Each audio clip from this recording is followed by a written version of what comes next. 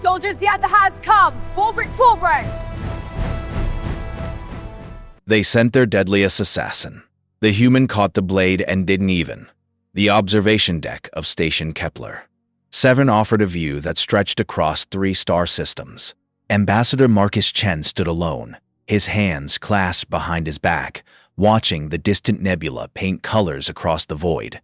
He looked peaceful, almost vulnerable in the dim lighting. To any observer, he was simply a human diplomat, enjoying a quiet moment away from the crowded gala happening several decks below.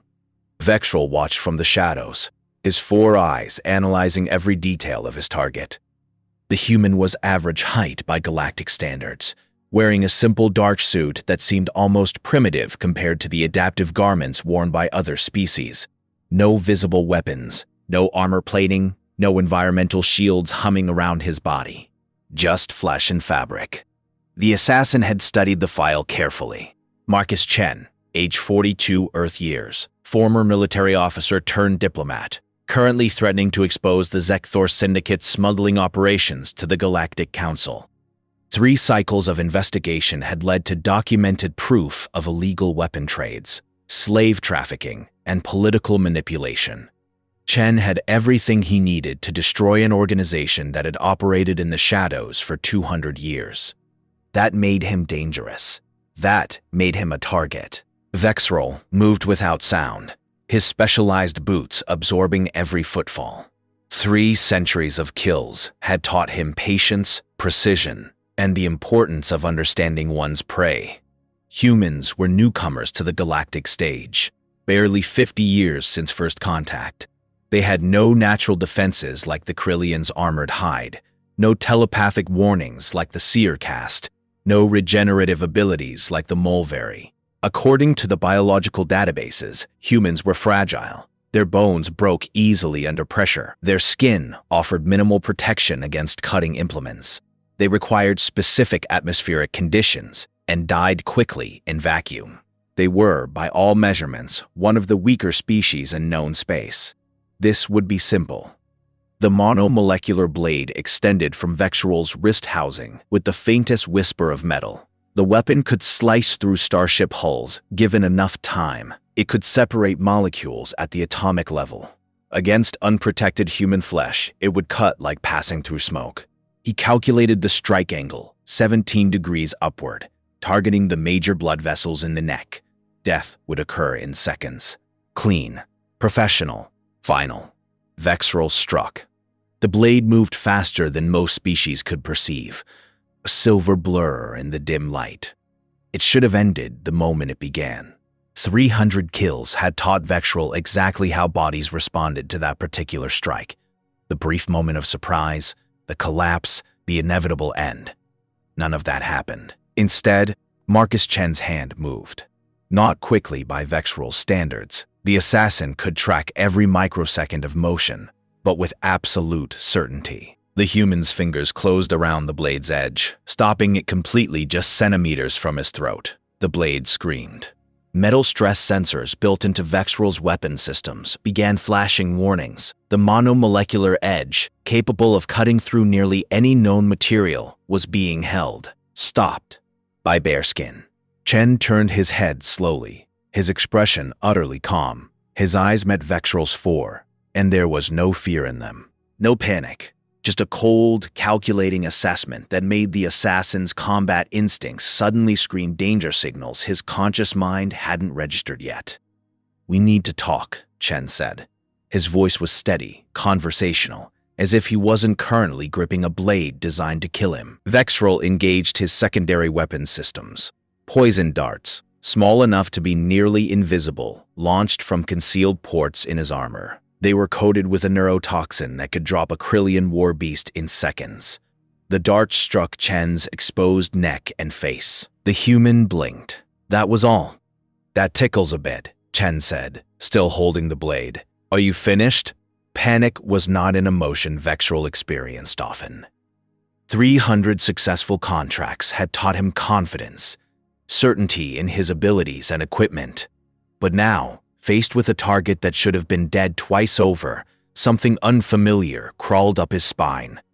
He activated the neural disruptor, a weapon that sent electromagnetic pulses designed to scramble nervous systems across multiple species. The pulse hit Chen directly. The human's eye twitched slightly. Nothing more. "Okay," Chen said. "My turn to demonstrate something." He released the blade finally and opened his jacket with his free hand. Vexrel saw scars, dozens of them, crisscrossing the human's torso in patterns that told stories of violence survived. Burns, cuts, impact wounds, and marks from weapons Vexrel recognized from multiple conflicts across the galaxy. "You're not the first assassin who came for me," Chen explained calmly. "You're the 5th this year alone. You won't be the last." He paused, letting that information settle. "But you're going to be the first one who walks out of here alive, because I need you." Station security began approaching, their footsteps echoing down the corridor. Chen raised a hand without looking back. "False alarm," he called out. "Just testing the new security systems." The guards hesitated, then retreated. Vexrel's combat algorithms ran probability calculations, escape routes, counterattack options, survival scenarios. Every simulation came back with the same answer: insufficient data to predict outcome. For the first time in 300 kills, the galaxy's deadliest assassin didn't know what to do. Vexrel attempted to pull his blade back, but Chen's grip remained firm. The assassin applied more force, his muscles straining against the hold. The human didn't budge. It was like trying to move a starship anchor. "Stop wasting your energy," Chen said quietly. "I've been holding position for the last 3 minutes while you tried every weapon in your arsenal. How's your arm feeling?" Vexrel realized with growing alarm that his primary striking arm was indeed beginning to tremble.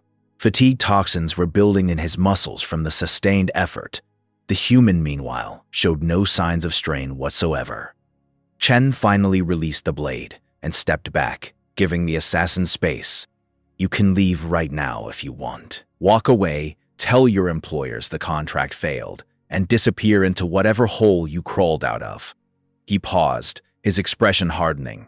"Or, you can stay for 5 minutes and learn why killing me was never going to work." The human was offering information. Information meant advantage. Knowledge of enemy capabilities was worth the temporary risk of remaining. 5 minutes, Vexel agreed, his vocal synthesizer translating the clicks and whistles of his native language into galactic standard. Chen gestured to a bench near the viewing window. He sat down casually, like they were old friends meeting for conversation rather than assassin and target. Vexrel remained standing, ready to move if needed. "What do you know about Earth?" Chen asked. "Standard briefing data," Vexrel replied. "Class M world. Single species dominance. Recent space capability. Physically unremarkable population." "That's what everyone thinks. Let me tell you what the databases don't mention." He pulled out a small data tablet from his jacket. "Earth's gravity is 1.3 times what you experience on most developed worlds. Our atmosphere has 21% oxygen, high enough that most species feel dizzy breathing it pure. Our planet has extreme temperature variations, predator species that hunted us for millions of years, and diseases that forced our immune systems to become weapons themselves."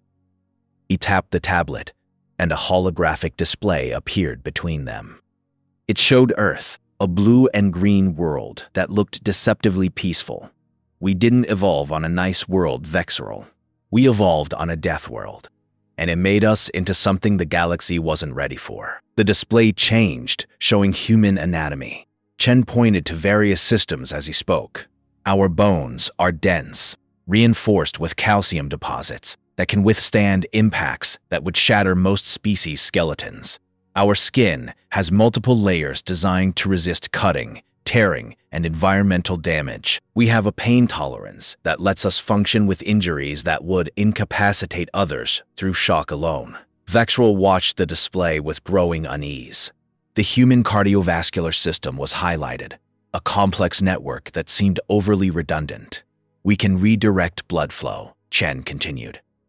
"Our bodies automatically prioritize vital organs when damaged. We have adrenaline, a chemical that temporarily increases strength, speed, and pain resistance when we're in danger. We can function on minimal oxygen for extended periods. We can survive temperature ranges that would kill most species. The display shifted to show human soldiers in various combat situations. Vexrel recognized some of the conflicts: border wars between colony worlds, pirate suppressions, exploration disasters. This soldier, Chen pointed to one image, survived vacuum exposure for 2 minutes when his suit ruptured. Brain damage, yes, but he lived. This one fought for 6 hours with 3 broken ribs and a punctured lung. This one survived a plasma blast that should have vaporized her. Second-degree burns across 40% of her body. Back in combat 4 months later. Vexrel's mind struggled to process the information. These weren't extraordinary individuals. These were presented as normal examples. Your poison darts? Chen touched his neck where the projectiles had struck. Human liver can process toxins that would kill most species. We evolved eating poisonous plants and animals. Our bodies learned to neutralize foreign chemicals. Your neural disruptor. Human nervous systems are partially shielded by bone and dense tissue. Takes a stronger pulse to affect us. Chen stood up and removed his jacket completely, revealing more scars. Each one told a story of survival that should have been impossible. I was born on Earth, he said. Grew up in a gravity well that builds muscle and bone density from childhood. Joined the military at 18. Spent 20 years in special forces. That means I trained in every environment you can imagine. Desert heat that reaches 60 degrees Celsius. Arctic cold at -40. Underwater operations. High-altitude insertions where oxygen is so thin most species would pass out immediately. Plasma rifle. Treated in field conditions. Another on his side. Blade wound. Kept fighting for 3 more hours. A circular mark on his chest. Projectile weapon. Missed my heart by 2 centimeters. Vexrel realized what he was seeing. This wasn't just a human. This was a human specifically designed by training and experience to survive exactly the kind of situation he had just attempted. How many of your species are like you? Vexrel asked. Chen smiled grimly. Millions. Earth has been in continuous conflict for thousands of years. We've been fighting each other, our environment, and every challenge nature threw at us. Then we reached space and found a galaxy full of species who never had to become what we became. He pulled up another file on the tablet. The Zekthor Syndicate has made a critical error. They think humans are weak because we don't have claws or armor plating. They think we're easy targets because we're new to galactic politics. He looked directly at Vexrel. They're wrong. And I'm going to prove it. Chen extended his hand in the human gesture of greeting. Work with me. Help me bring them down from the inside. Or walk away and watch what happens when Earth stops being polite about threats. Vexrel stared at the offered hand, processing everything he had learned. 300 kills had taught him to recognize when the advantage had shifted. This time, he wasn't holding it. Vexrel looked at Chen's extended hand for a long moment. In his culture, physical contact during negotiations was a sign of vulnerability, but he was beginning to understand that humans operated differently. Everything about them was a calculated risk turned into advantage. He reached out and clasped Chen's hand. The human's grip was firm but not crushing, a measured display of control rather than strength. Chen nodded once, satisfied, and released the handshake. Smart choice, Chen said. Come with me. You need to meet the team. They left the observation deck together, an unlikely pair moving through the station's corridors.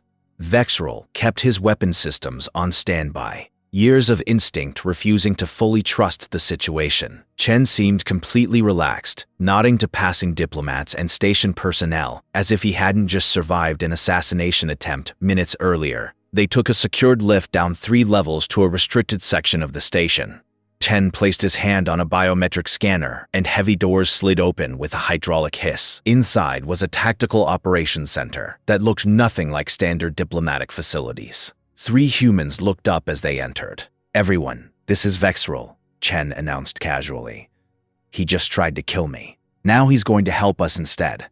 A woman with dark hair tied back in a practical style raised an eyebrow. She was working at a laboratory station filled with equipment Vexrel recognized as xenobiological analysis tools. Another one? She asked, amusement in her voice. That makes 3 this month. What can I say? I'm popular. Chen replied with a slight smile. He gestured to the woman. Vexrel, meet Dr. Sarah Kim, xenobiologist and biochemist. She's the reason your poison didn't work. She designed the counteragent I took before the gala. Dr. Kim stood and approached, studying Vexrel with open curiosity. Zekthor species, right? 4 eyes, double respiratory system, enhanced musculature adapted for low-gravity environments. She circled him like he was a specimen. Your biology is fascinating. That toxin you used was Carillion venom, modified for faster delivery. Nice choice, actually. Would have worked on most humans. Most? Vexrel asked. We've been cataloging every known toxin in the galaxy for 2 years, Kim explained. Building resistance protocols, testing countermeasures. Turns out human liver function is remarkably adaptive. Give us the right preparation, and we can survive almost anything chemical. A man with short blonde hair and a pilot's jacket looked up from a tactical display. His face carried the relaxed confidence of someone who had flown through dangerous situations so many times they became routine. Jake Morrison, he introduced himself. Transport and combat pilot. 18 years flying everything from atmosphere jumpers to capital ship shuttles. Crowned, he grinned. I once navigated through a solar flare because the alternative route would have taken 3 extra hours. Ship systems fried, had to fly manual with radiation cooking the hull. Made the delivery on time. Vexrel's combat algorithms flagged that as statistical impossibility. The radiation should have killed you. Probably should have, Morrison agreed cheerfully. Spent 2 weeks in medical recovery. Worth it, though. Made the reputation that got me recruited for this team. The third human was younger, perhaps 30 Earth years, with sharp eyes that never stopped moving across multiple computer screens. Her fingers danced over haptic interfaces with practiced speed. Maria Santos, she said without looking away from her work. Information systems specialist. I hack things. She finally glanced at Vexrel. Already pulled your service record from the Syndicate's encrypted files. 300 confirmed eliminations across 47 species. Impressive. Also found the bounty they just posted on your head for failing this contract. 20 million credits. You're officially burned. Vexrel felt something cold settle in his core. He had expected consequences, but not that quickly. Don't worry, Chen said, reading the assassin's body language. You're under human protection now. Anyone who comes for you goes through us first. He moved to the central tactical display, bringing up a star chart. Now let's talk about why we really need you. The display zoomed to show a shipping route through contested space. Multiple waypoints were marked in red. The Syndicate is moving weapons, Chen explained, not regular arms trading. Biological agents, outlawed by every major galactic government. Plagues designed to target specific species' genomes. They're planning to destabilize multiple star systems, create chaos, then profit from the rebuilding contracts. Kim pulled up molecular structures on her screen. We've identified 17 different bioweapons in their inventory. Some of them could wipe out entire planetary populations. Santos added 3 cargo vessels, heavy security, moving through the Talon Nebula. We've been planning an intercept for weeks, but their security protocols keep changing. That's where you come in. Chen looked directly at Vexrel. You worked for them. You know their procedures, their response patterns, their backup plans. Help us hit that convoy, secure the bioweapons, and get evidence we can present to the Galactic Council. You are 4 individuals, Vexrel said slowly. Plus myself. The convoy will have 50 guards, automated defense systems, and warship escorts. This is suicide. Morrison laughed. He hasn't learned yet. Learned what? Vexrel asked. Kim smiled. That humans don't calculate odds the same way everyone else does. We don't look at what's probable. We look at what's possible. Then we make it happen anyway. Chen pulled up tactical schematics of the convoy route. We've done this before. Hit 3 syndicate operations in the last 6 months. Each time they said it was impossible. Each time we proved them wrong. Besides, we're not going in directly. That would be stupid. We're going to use their own security protocols against them. Make them think they're defending against one threat while we hit them from an angle they never prepared for. It's called creative problem solving, Morrison added. Standard human military doctrine. When you can't win by conventional means, change the rules of engagement. X, Mayo, DD, sensitizing. By every tactical assessment he had ever learned, they should be cautious, careful, conservative in their approach. Instead, they radiated absolute confidence, backed by detailed planning. Walk me through the operation, he said finally. Chen smiled. Now you're thinking like part of the team. The next hour was spent reviewing plans that seemed simultaneously brilliant and insane. Vexorel found himself contributing information he never thought he would share, and watching the humans adapt their strategies in real time based on his input. For the first time in 300 kills, he felt something other than cold professional efficiency. He felt excitement. The Talon Nebula glowed with colors that sensors barely captured, purples and blues swirling in patterns that made navigation difficult. It was perfect cover for illegal operations, which was exactly why the Syndicate used it. Vexrol sat in the co-pilot seat of Morrison's modified transport ship, watching the human pilot navigate through ion storms that would have disabled most vessels. Morrison's hands moved across the controls with casual precision, making constant micro-adjustments that kept them hidden in the nebula's interference. Contact in 30 seconds, Santos reported from the communications station. Her screens showed the Syndicate convoy moving along their projected route. 3 massive cargo vessels surrounded by escort fighters and a command frigate. Chen stood at the tactical station, his expression focused. Doc Kim was in the rear compartment, preparing medical equipment and counter-agents for multiple contingencies. They had rehearsed this operation 17 times in simulation. Every scenario had been analyzed. Every backup plan had a backup plan. Vexrol had provided complete intelligence on Syndicate security protocols, guard rotations, and response patterns.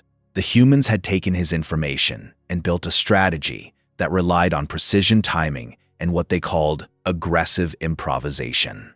Santos, send the signal. Santos's fingers danced across her interface. Distress beacon activated, broadcasting from coordinates Delta 7.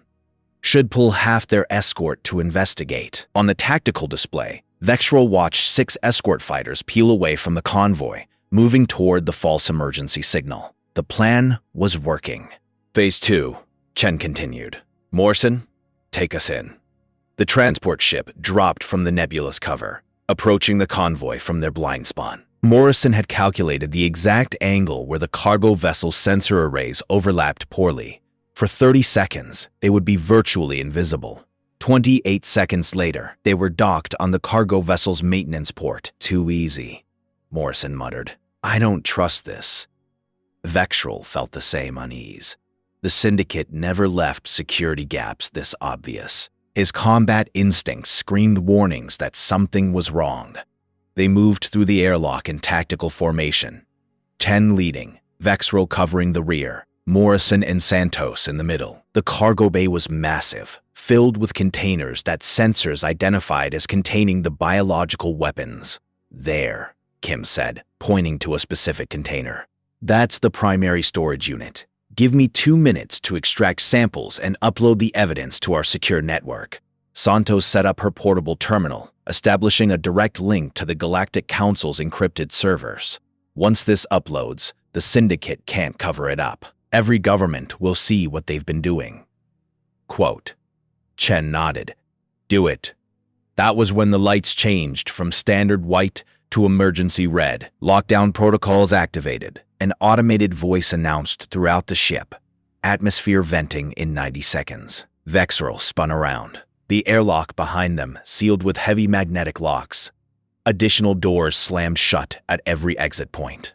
They were trapped in a cargo bay that was about to become a vacuum chamber. They knew, Vexrol said. They were waiting for us. Morrison checked his scanner. Guard forces converging on our position. 50 plus. We've got maybe 2 minutes before they reach us. Santos looked up from her terminal, her face tense. Upload is only 40% complete. If I stop now, we have nothing. Chen's expression remained calm despite the impossible situation. How long until atmosphere vents? 70 seconds, Kim reported. How long for upload? 90 seconds minimum, Santos answered. They would run out of air before the evidence could be transmitted. Most species would have panicked, would have aborted the mission to save their lives. Chen smiled instead. Plan Omega, he said quietly. Morrison's eyes widened. Are you serious? What is Plan Omega? Vexrel demanded. Something incredibly stupid, Kim said, already pulling emergency vacuum suits from storage lockers. We manually vent the bay ourselves, beat their system, use the explosive decompression to blow out the external cargo doors, float the evidence containers into space where our backup ship can retrieve them, and we float with them, Morrison added. 90 seconds of vacuum exposure, maybe more, depending on pickup time. Vexrel's mind rejected the scenario immediately. That will kill you. No species can survive 90 seconds of vacuum. Most species can't, Chen corrected. He was already sealing his suit, leaving only his helmet open. Humans can. We've tested it. Survival rate is 73%, with proper preparation and immediate medical attention. 73%? Vexrel repeated in disbelief. Better odds than staying here, Santos said, her fingers still working on the upload while she sealed her own suit with her free hand. Kim handed Vexrel a suit designed for his physiology. Put this on. Your species has better vacuum tolerance than you think. Double respiratory system means you can hold processed oxygen longer. You'll survive if you trust us. Chen moved to the manual override panel for the external doors. Santos, how's that upload? 30 more seconds. Guard forces entering the section, Morrison reported. 20 seconds until they reach this bay. Chen's hand hovered over the override control. Kim, prep medical. Morrison, signal our backup for emergency retrieval. Vexrel, seal your helmet and exhale completely when decompression starts. Counterintuitive, but it prevents lung rupture. Vexrel sealed his helmet with shaking hands. Everything in his training said this was suicide. Everything in his experience said humans should not be able to do what they were about to attempt. Upload complete, Santos announced triumphantly. Evidence is in Council hands. We're done. Then let's go, Chen said, and slammed his hand down on the override. The external cargo doors exploded outward. Atmosphere rushed out in a violent storm of debris and containers. The force threw them all into space, tumbling through the void, surrounded by floating bioweapon canisters. Vexrel felt his suit system struggling to compensate. Through his helmet, he could see the humans spread out in the debris field. Chen was injured. A piece of metal had torn through his suit and into his side. Blood was freezing in the vacuum. The human should have been incapacitated by shock and pain. Instead, Chen was using hand signals, directing Morrison to secure the evidence containers while Kim maneuvered toward him with a medical seal patch. They worked with absolute efficiency, despite conditions that should have killed them all. The backup ship appeared from the nebula cover, its cargo bay open. Magnetic grapples pulled them in one by one. Vexrel was last, watching the Syndicate's convoy recede in the distance, their guards helpless to stop what had already been accomplished. Inside the backup ship, with atmosphere restored, Vexrel removed his helmet and stared at the humans. Chen was already receiving treatment from Kim, medical foam sealing his wound while stimulants kept him conscious and directing the escape. Did we get it? Chen asked, his voice steady despite his injury. Santos nodded, holding up her data tablet. Everything. Bioweapons secured. Evidence uploaded. The Syndicate is done. Morrison set course for the nearest Galactic Council station. I officially declare that the worst vacuum exposure I've experienced. Previous record was 45 seconds. I stopped complaining, Kim said while working on Chen's injuries. You weren't even the one bleeding. Unquote. Vexrel realized he was witnessing something the galaxy had never truly understood about humans. It wasn't just their physical resilience. It was their absolute refusal to accept that any situation was truly hopeless. They had turned certain death into calculated risk and won. The Galactic Council chamber was the largest political arena in known space. Representatives from 200 species sat in concentric circles, their translation devices creating a low hum of multiple languages being processed simultaneously. At the center stood Ambassador Marcus Chen, his wound from the Talon Nebula operation hidden beneath his formal diplomatic attire. Vexrel watched from the human delegation section, still adjusting to his new role as witness rather than weapon. 3 weeks had passed since the mission. 3 weeks of medical recovery, debriefing sessions, and watching the galaxy's reaction to what had been revealed. The evidence was undeniable. Santos's upload had contained transaction records, biological weapon specifications, and communication logs proving the Syndicate's plan to destabilize 17 star systems. The bioweapons themselves were now secured in Council containment facilities, being studied by xenobiologists from multiple species. The Syndicate's leadership sat in detention cells, awaiting trial. Their network of operations across 50 systems had collapsed within days once the evidence became public. Chen's voice carried through the chamber with quiet authority. The Zekthor Syndicate operated for 2 centuries because they understood one fundamental truth. Fear is effective when targets feel helpless. They targeted species who wouldn't fight back. They exploited populations who accepted that some battles couldn't be won. He paused, looking around at the assembled representatives. They made one critical miscalculation. They assumed humanity would follow the same pattern. A representative from the Krillian Collective stood, his armored plates clicking together. Ambassador Chen, your actions were successful, but extremely dangerous.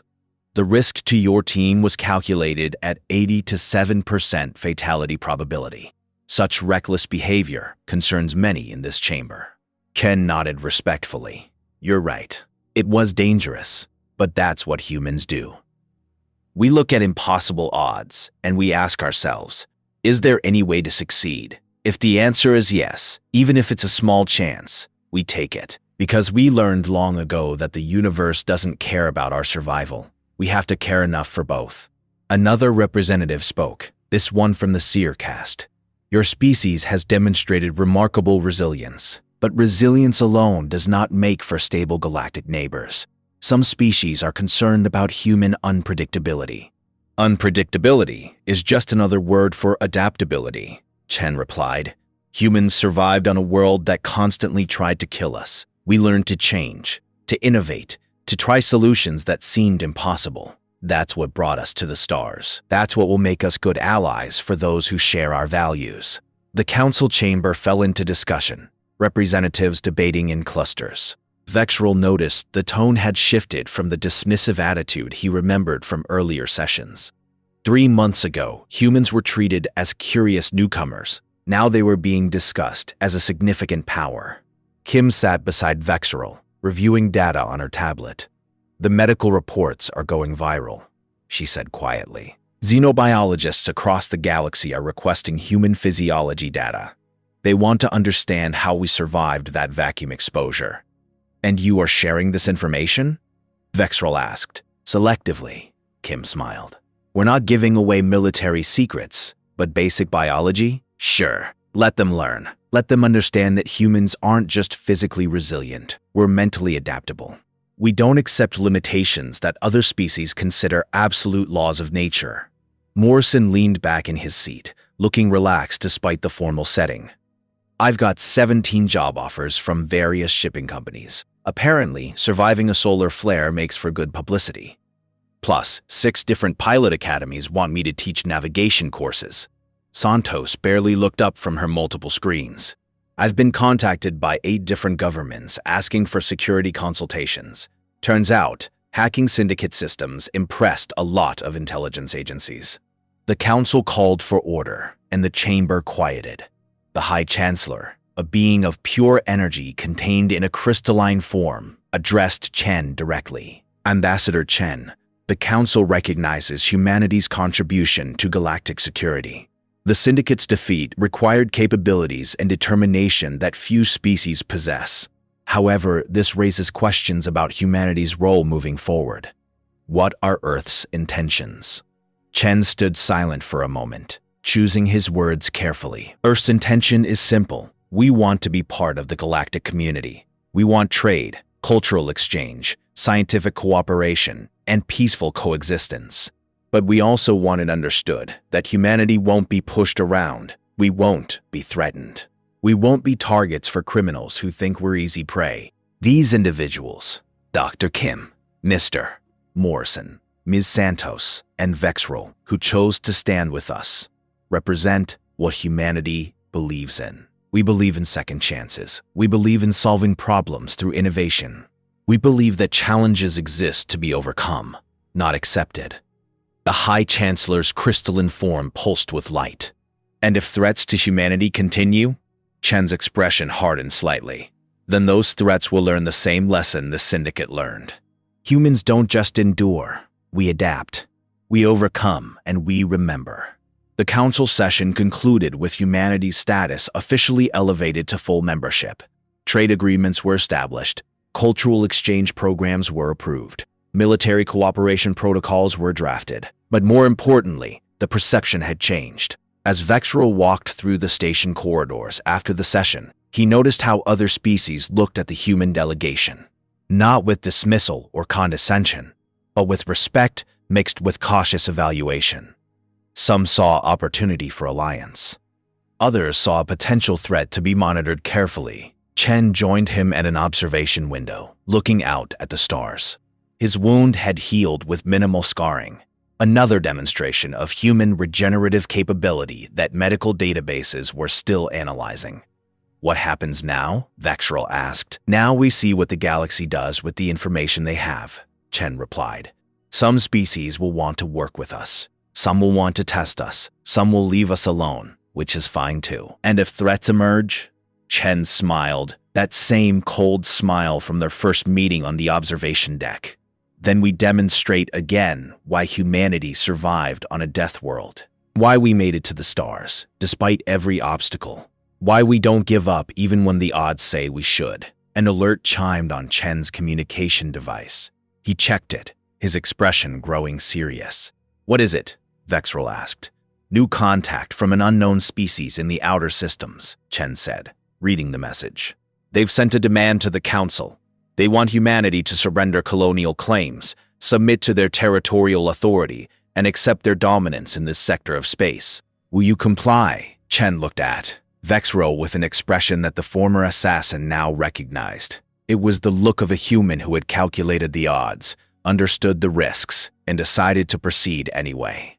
What do you think? Chen asked. Vexrel thought about everything he had witnessed. The impossible survival in vacuum, the successful mission against overwhelming force, the absolute refusal to accept defeat as inevitable.